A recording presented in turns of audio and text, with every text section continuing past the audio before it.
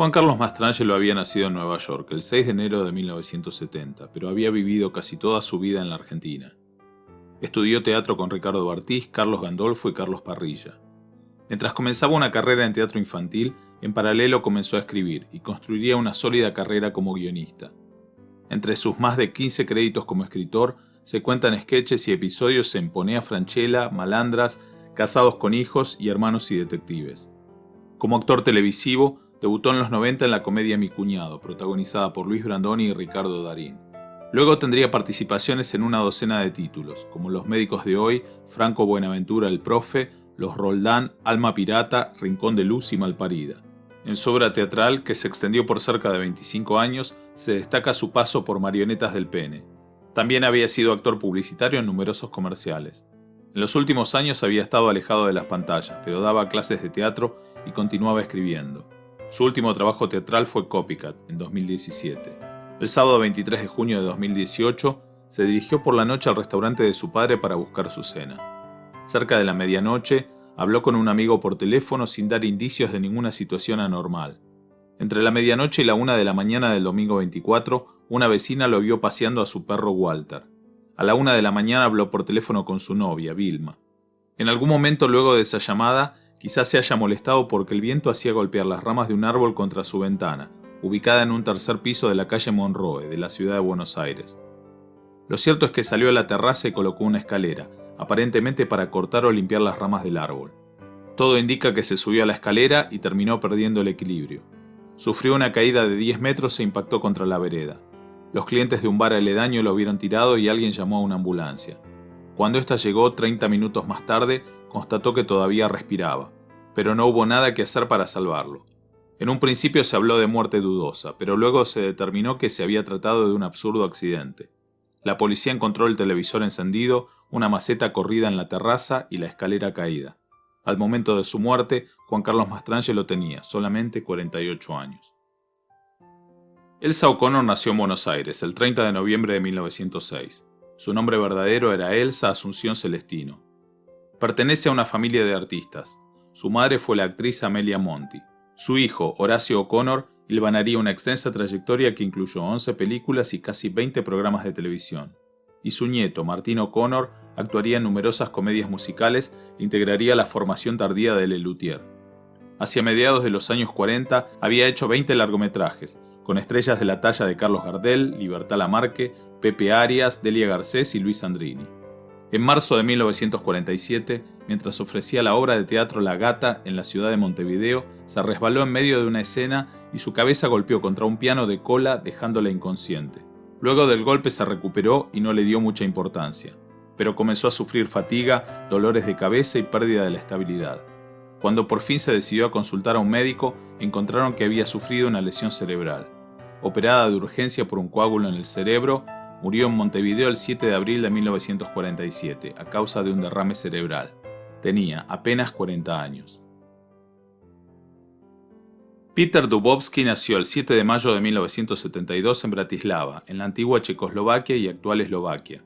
Se inclinó por el fútbol desde chico y viendo su talento, el SK Slovan Bratislava lo fichó a los 13 años. Allí llegaría a Primera División, jugando de delantero. Para el equipo que lo vio nacer jugaría 94 partidos, anotando nada menos que 59 goles, con un excelente promedio de 0.63 goles por partido. Esta efectividad lo llevaría a la selección, primero de Checoslovaquia y luego de que el país se dividiera en dos para la de Eslovaquia. En total jugaría 47 cotejos como seleccionado, anotando 18 goles, con un respetable promedio de 0.38. Luego de ser nombrado el jugador del año en su país en 1993, Dubovsky daría el gran batacazo de su carrera, fichando nada menos que para el Real Madrid. Sin embargo, el equipo contaba, como es habitual, con grandes estrellas en el ataque, entre ellos Luis Enrique, Iván Zamorano, Emilio Butragueño y un joven y emergente Raúl. Le costaría mucho hacer pie en el plantel, y para colmo sería marginado por el entrenador Jorge Valdano.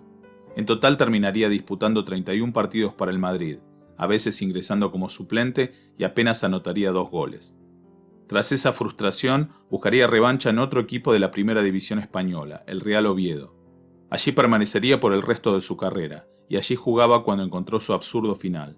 Si bien no recuperó el brillo de sus primeros años, en Oviedo jugó 120 partidos y convirtió 17 goles. Entre equipos y selecciones, Dubovsky había jugado 292 partidos y había marcado la respetable suma de 96 tantos. En junio de 2000, aprovechando un receso, se fue de vacaciones a Tailandia con su prometida. Allí se alojó en uno de los paradisíacos resorts de Koh Samui. Entre la playa y el descanso, la pareja se hizo un rato para hacer una excursión a una de las cascadas de la isla. Allí, mientras intentaba sacar una foto, resbaló y cayó, golpeando contra las rocas.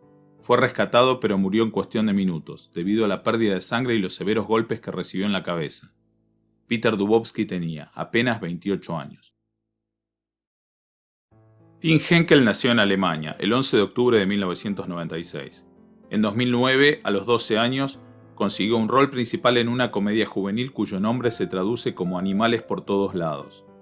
En 2013 fue protagonista de la película Los Hermanos Negros, adaptación cinematográfica de una famosa novela de 1940. Por ese papel recibió premios y fue convocado para un par de telefilmes en 2014. Si bien su carrera era incipiente, ya se estaba haciendo famoso y se encaminaba a ser un actor importante en Alemania. Pero el destino troncharía absurdamente su vida.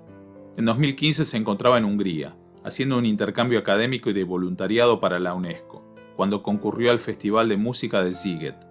El festival se realiza en una isla boscosa del río Danubio, y los concurrentes generalmente duermen en carpas. El 17 de agosto, en pleno festival, se desató una tormenta veraniega y el viento hizo caer la rama de un árbol. La rama le cayó encima y lo mató. Finn Henkel tenía apenas 18 años. Francisco Fiorentino nació en el barrio de San Telmo, en Buenos Aires, el 23 de septiembre de 1905. En la época de oro del tango, comenzó primero como bandoneonista y luego fue estribillista, es decir, un cantor que solo cantaba en los estribillos, actuando con grandes orquestas como la de Juan Carlos Cobián, Francisco Canaro y Juan D'Arienzo. Luego se uniría a la orquesta de Aníbal Troilo, Pichuco, y junto a él cantaría durante 7 años, entre 1937 y 1944. Esos serían sus mejores años y sería conocido como una de las voces importantes del tango. Luego formó su propia orquesta con un joven Astor Piazzolla como director y arreglista, pero no lograría el reconocimiento merecido. Para algunos, el dúo Fiorentino-Piazzolla era vanguardista para su época. Luego alternó algunos años de relativo declive artístico, actuando con orquestas menores y haciendo pocas grabaciones. Sin embargo, en 1955 las cosas parecían mejorar. Aníbal Troilo lo había llamado para grabar como cantor principal con el cuarteto Troilo-Grela. El Tano Fiore, o el Gordo como lo llamaban sus amigos, estaba ilusionado y creía que esa era la gran oportunidad de su vida. El 10 de septiembre de 1955 cantó en un baile a beneficio en la localidad mendocina de Rivadavia. De madrugada, cansado y sin conocer bien la zona, Fiorentino emprendió el regreso conduciendo su automóvil, junto a algunos de sus músicos. Quizá por error, en vez de salir hacia el este para tomar la Ruta 7, Fiorentino tomó hacia el oeste por un camino de ripio. En plena madrugada, al llegar al puente del dique Venegas sobre el río Tunuyán, perdió el control y el vehículo volcó sobre el río. El cauce casi no traía caudal, pero el auto quedó dado vueltas sobre un pequeño pozo con apenas unos pocos centímetros de agua y barro. Fiore no sufrió heridas mortales, pero por el golpe quedó desmayado, con tanta mala suerte que su rostro quedó semisumergido en esos pocos centímetros de fango. En medio de la confusión del accidente, sin que lo sacaran a tiempo, murió ahogado aspirando agua y barro. Tenía apenas 49 años. Greg Plitt nació el 3 de noviembre de 1977 en Baltimore, Maryland. Su nombre completo era George Gregory Plitt Jr. En la escuela secundaria se destacó en varios deportes. Luego se unió al ejército estadounidense, donde formaría parte de los Rangers por 5 años. Luego de dejar el ejército, comenzó a incursionar en la actuación y el modelaje. Participó en 17 películas y series de televisión, algunas poco conocidas y otras más importantes como Terminator: La Salvación, donde desafortunadamente su escena fue cortada. También fue modelo publicitario tanto gráfico como televisivo, para empresas como Old Spice, ESPN, Under Armour, MTV, Old Navy, Calvin Klein y varias más. Además, era un activo promotor del fitness y hacía videos motivacionales. Era una de esas caras y esos físicos que, si uno no conocía de nombre, probablemente recordara de algún lado. En 2015, aparentemente planeaba lanzar su propia bebida energizante. Para promocionarla, no tuvo mejor idea que filmar su propio comercial en las vías del tren, en Burbank, California. No era la primera vez que elegía ese marco. Hay numerosas fotos y videos de él haciendo ejercicios en las vías. Algo que probablemente no sea una buena idea si uno quiere vivir una larga vida.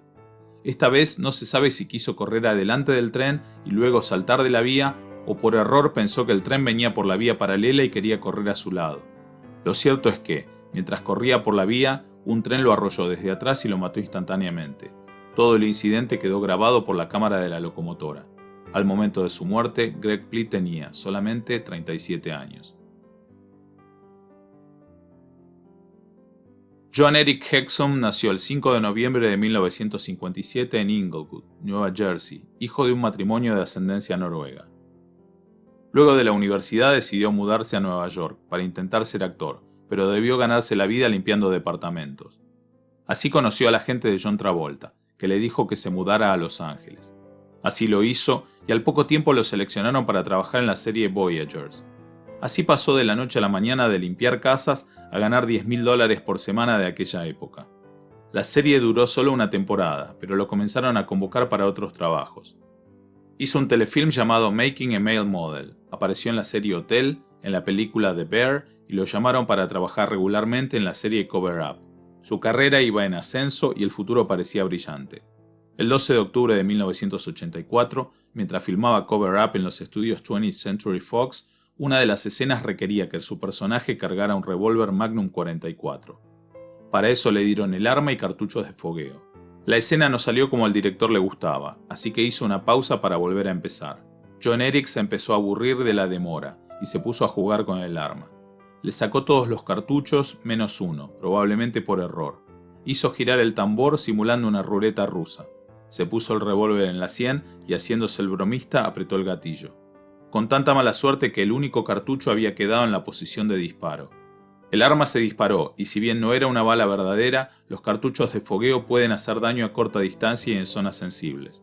En este caso, la energía cinética hizo que el taco disparado por el arma le pegara con suficiente fuerza para que un trocito de hueso del tamaño de una moneda se le incrustara en el cerebro. Fue llevado al hospital, pero la herida le había causado una masiva hemorragia cerebral.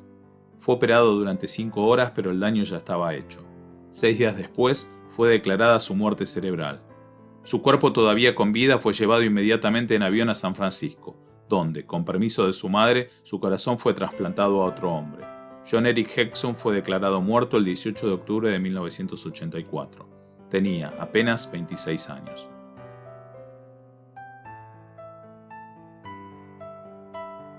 Anton Viktorovich Yelchin, más conocido como Anton Yelchin, nació en Leningrado, actual San Petersburgo, Rusia, el 11 de marzo de 1989. Sus padres eran patinadores artísticos de gran nivel, pero su familia había sufrido persecuciones políticas por parte del régimen comunista, que incluso le habían impedido competir en los Juegos Olímpicos. Cuando Anton tenía solo 6 meses, sus padres lograron escapar y fueron admitidos como refugiados en Estados Unidos. Los padres consiguieron trabajo como entrenadores de patinaje, pero Anton no era muy bueno y terminó inclinándose por la actuación. Debutó en cine a los 11 años, en una película llamada A Man is Mostly Water.